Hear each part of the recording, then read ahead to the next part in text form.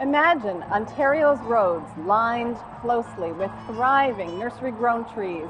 Mature, they remove pollution from the air and add oxygen. We're standing at the intersection of Highway 401 and 427. And on any given day, we have at least 100,000 cars passing by here. It's a pretty busy area.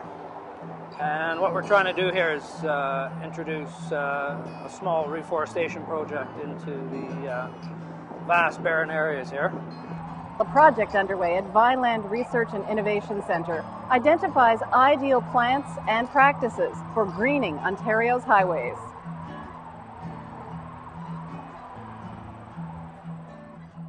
What we're doing here is research to come up with a production system, a best management practices, if you would, for tree survival. The approach for Dr. Mathers and her team involves nurturing trees inside a greenhouse-styled structure with a retractable roof. When the curtain is pulled, when it gets over a certain temperature, which in our case is 80 degrees Fahrenheit, when it gets over that, the curtain will pull, and the light that comes through then is scattered. And plants photosynthesize better under scattered light. This house actually will grow a better plant. It normally takes 3 years to grow a tree to this size, called a liner. Here, they can do it in 1.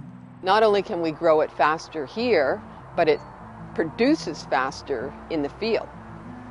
Now, it even gets more interesting than that. We did a couple of studies, and we found that under extremely stressful conditions, the other liners would die outright, and our material continued to survive. Dr. Mather's research caught the attention of growers across the province looking to expand their market. We came to Vineland because we wanted to develop the industry liner production, which right now is centered in BC and Oregon. There's about $30 million worth of imports of liners. And the reason it's centered in the West Coast is because the weather's better. So we came to Vineland to say, how can we grow liners in Ontario for Ontario? Research at Vineland grows opportunity for the horticulture industry, for producers, and for the environment. The Growing Forward program supports and strengthens this connection. Growing Forward facilitates all of this. It provides the means by which we can bring sufficient resources to enable this research to be done. This would enable us to start producing these trees ourselves. There is opportunity for expansion and employment as well. I think we're going to see good results here. There was a lot of thought and preparation gone into it. There's going to be some monitoring after the fact and research.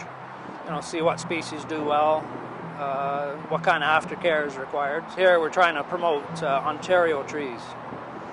We had some of the materials sourced from local nurseries and Vineland research stations. So, grown in Ontario, that's the theme.